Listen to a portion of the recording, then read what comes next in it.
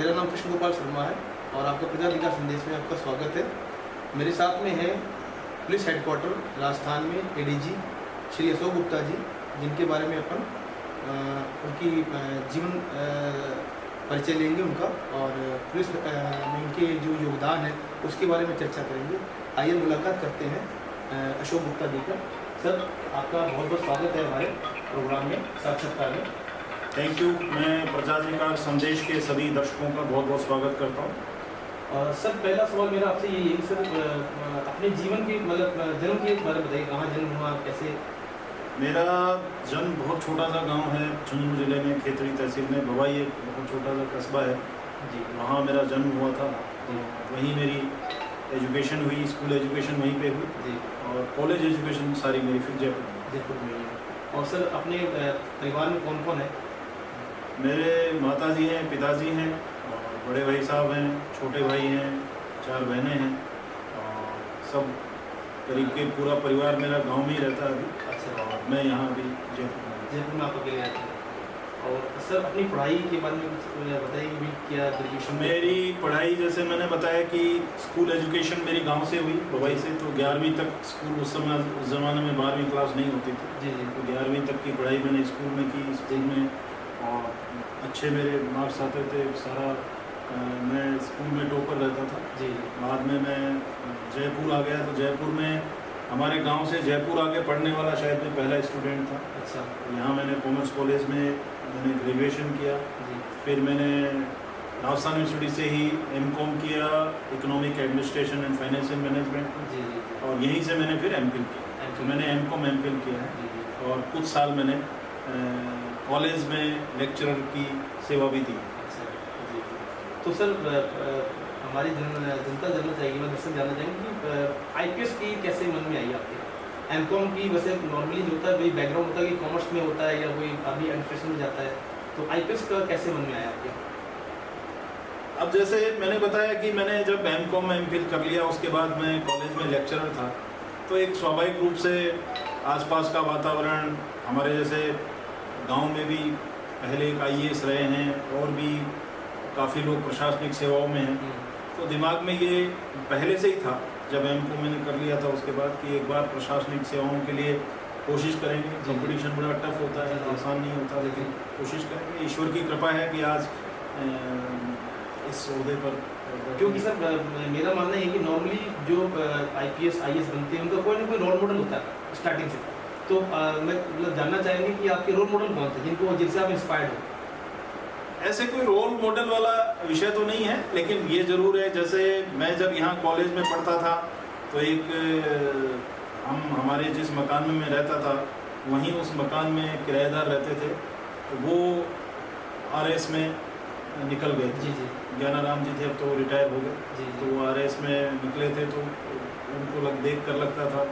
फिर उस समय जब मैं पढ़ता था तो हमारे यहाँ एक, मुझे नाम याद नहीं आ रहा, ये जो MNIT है। जी जी, MNIT। पहले इसका नाम MREC था, ग्वालियर रीजनल इंजीनियरिंग कॉलेज। तो यहाँ के एक प्रोफेसर हमारे यहाँ आते थे कई बार। अच्छा। तो वो आकर के पता नहीं कि वो जनरल नॉलेज का टेस्ट टाइप लेते थे, कई तरह के सवाल करते थे। जी जी। तो मैं उनके जवाब अच्छे तरीके से देता था। तो वो बड़ा मुझे यूँ वो करते थे, प्रेरित करते थे कि नहीं तुम्हारा तो बहुत अच्छा है, नॉलेज अच्छा है, तुमको तो आगे अच्छी ट्राई करनी चाहिए। तो यूँ करके कुछ हैं प्रेरणाएँ गांव में। जैसे मैंने बताया कि हमारे एक आईएएस रहे हैं गांव में, तो वो भी तो यूँ देख करके ये लगा कि हमें भी इसके लिए ट्राई करनी चाहिए।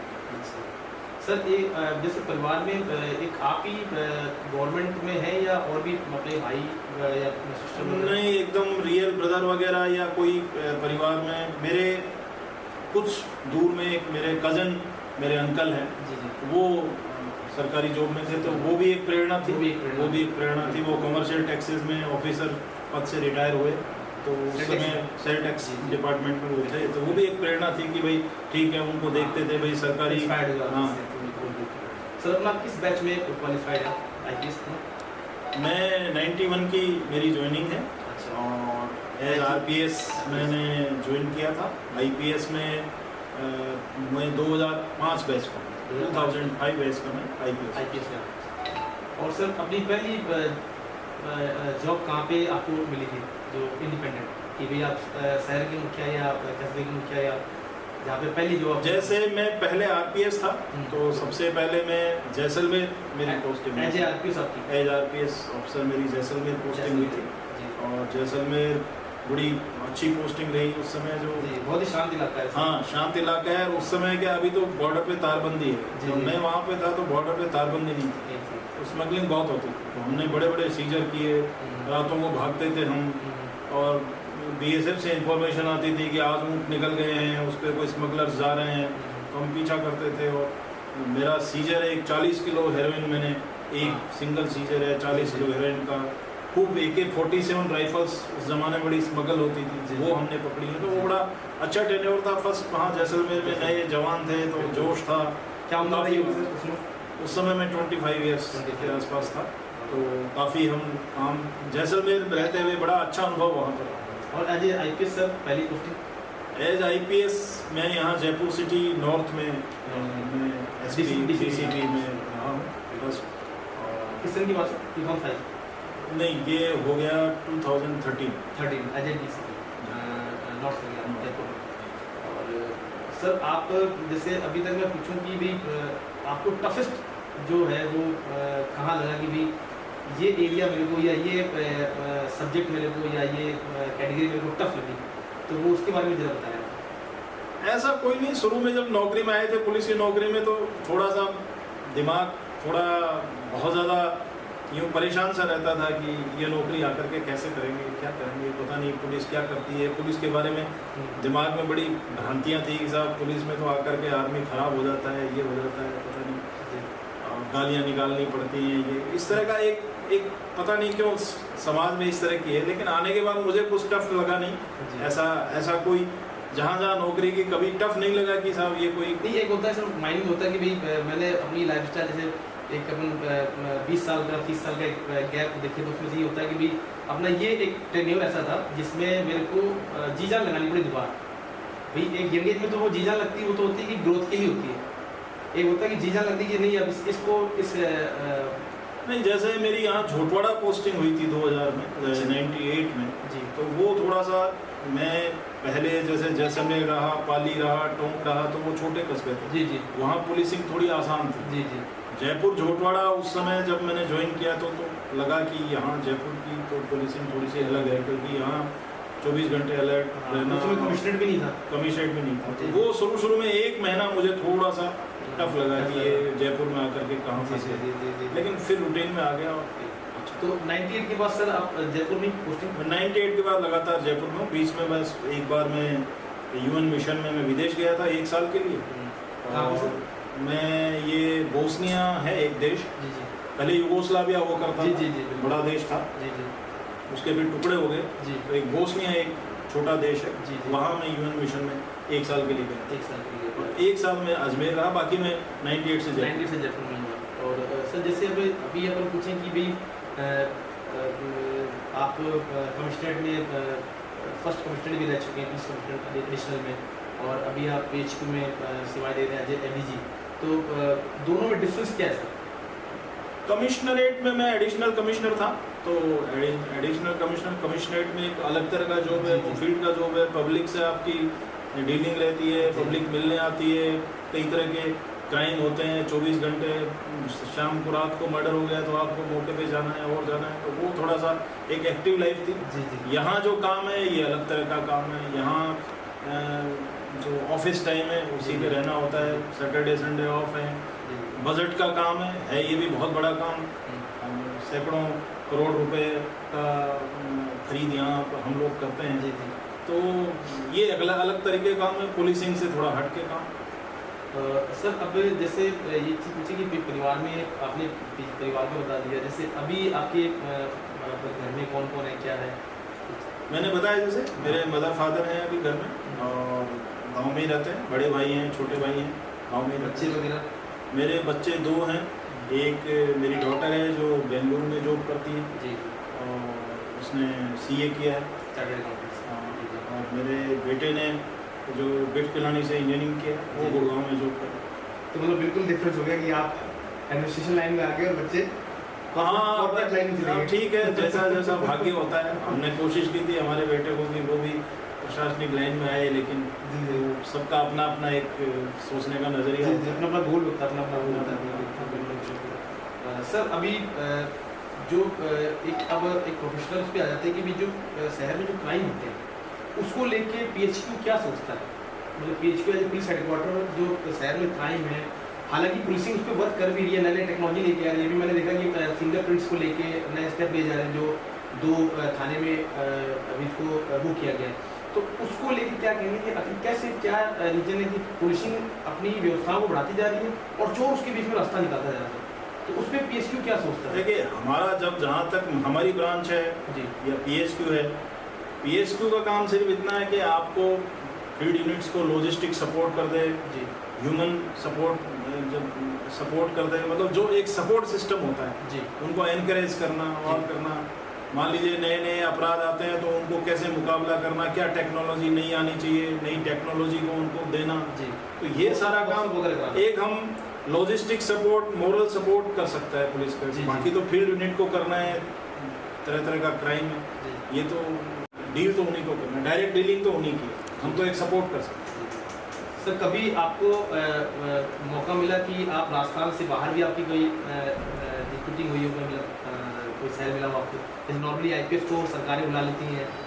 नहीं, मैंने कभी, वो जनरली ये इच्छा पे होता है। हाँ। और कि डेपुटेशन पे जाते हैं तो ये इच्छा पे होता है, तो मैं कभी डेपुटेशन पे बाहर नहीं गया। जैसा मैंने बताया कि मैं बस 1 साल विदेश गया हूँ। अच्छा। 1 साल के लिए, वो मेरी इच्छा थी, तो इसलिए 1 साल मैंने यूनाइटेड नेशन के मिशन में काम किया, तो वो एक अलग अनुभव था। बड़ी बात है, अलग अनुभव। और सर जैसे आज की डेट में आपको मैं एक बोलूँ कि एक रोल मॉडल बोलूँ आज की करंट सिनेरियो में पीएचक्यू में लेके, आपको कौन से ऐसे अधिकारी हैं जो आपको लगता है कि ही इज द मतलब अब ये नाम लेना बड़ा वो हो जाता है, भाई सारे ही अच्छे हैं, सभी अच्छे हैं, लेकिन ये जरूर है जिनके साथ काम किया। हाँ, मतलब उनके साथ जैसे बीएल सोनी साहब, बड़े उनके साथ काम करने का मौका मिला, बड़े अच्छे अधिकारी हैं। एनआर के रेड्डी साहब, उनके साथ काम करने का मौका मिला, बहुत अच्छे अधिकारी।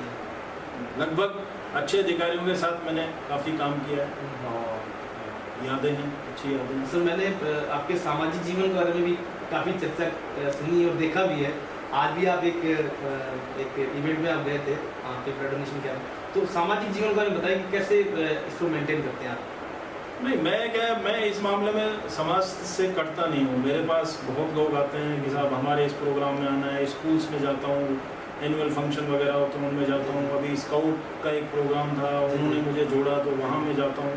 तो ये मेरी शुरू से रुचि है। मैं जब पढ़ता था स्कूल में, तो हमारा गांव तो छोटा सा है, लेकिन एक वहाँ पब्लिक लाइब्रेरी है, जी गांधी पुस्तकालय, आज भी चलता है। जी। तो मैं मतलब बहुत 11-12 वर्ष की उम्र में मैं लाइब्रेरी संभालता था वहाँ। जी। उस लाइब्रेरी को वहाँ पर अखबार पढ़ना, ये करना, जी। फिर उस लाइब्रेरी को आर्थिक रूप से संबल देने के लिए हमने एक तरीका निकाला वहाँ। तो हम वहाँ गांव में हर साल में एक नाटक हम खेलते थे। अच्छा। इसमें मैं भी पार्टिसिपेट करता था। उस नाटक से जो इनकम होती थी गांव वाले देते थे, उससे हम लाइब्रेरी चलाते थे। तो ये रुचि, तो मतलब सामाजिक का आपका बचपन से ही रुझान था? हाँ, मेरा सामाजिक जीवन में बचपन से रुझान है। बिल्कुल। सर अभी नवरात्र चल रही है, कोई हमारे दर्शकों को नवरात्र में कोई जैसे भीड़ भाड़ इलाके में या इस चीज़ को लेकर कोई मैसेज आप देना चाहें नवरात्र को लेकर, अपनी शुभकामनाएं नवरात्र को लेकर? नवरात्र शक्ति का प्रतीक है। देश शक्तिशाली बने, हम शक्तिशाली बने, व्यक्ति शक्तिशाली बने। व्यक्ति शक्तिशाली बनेगा तो समाज शक्तिशाली बनेगा, समाज शक्तिशाली बनेगा तो देश शक्तिशाली बनेगा। तो शक्ति का पर्व है, शक्ति की पूजा करें, शक्तिशाली बने।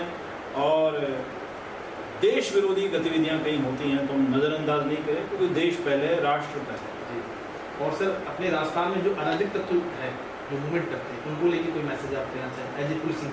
मेरा यही कहना है कि डरना नहीं चाहिए। अराजकता कहीं है, गलत काम कहीं हो रहा है, व्यक्ति क्या डरता है बताने से, कहने से, आगे मैसेज करने से?